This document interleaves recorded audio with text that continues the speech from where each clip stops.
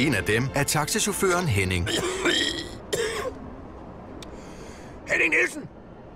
Også kaldet Hornet. Jeg er 57 år gammel. Kørende vognmand. Og sidst, men ikke mindst, bedårende smuk.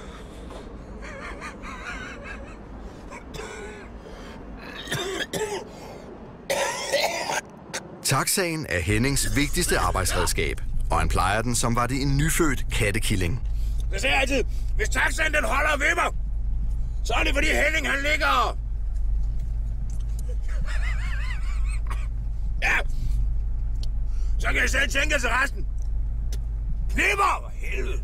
Men så har jeg altid et billede hængende her af min kone. Jeg kigger lige på det, og så mener det mig om, at jeg i det mindste ikke er derhjemme.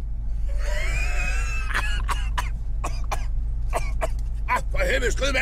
Den må også svært at holde sådan en livsstil som chauffør nu om stunder.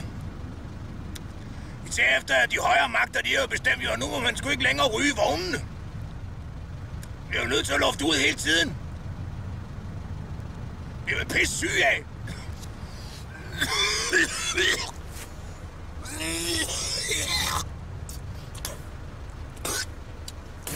I taxaen sidder Henning og arbejder hårdt.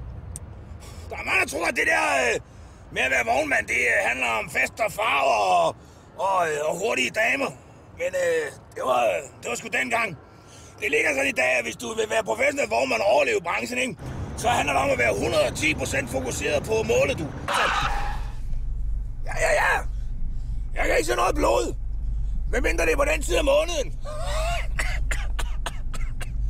Det må jeg godt bruge. Er du ledig? Ja. Lige indtil min kone kommer hjem fra arbejde. Det må jeg godt bruge. Ja, du smider bare de store tasker om bag. I hvert fald de fleste af dem. Det må jeg også godt bruge. Hvor er sådan en pige som dig til at være henne? Jeg har været på Grønland. Grønland? Det er mig et mærkeligt land, du. De skængerne skører du. Ja, for helvede. Eskimoer, ikke?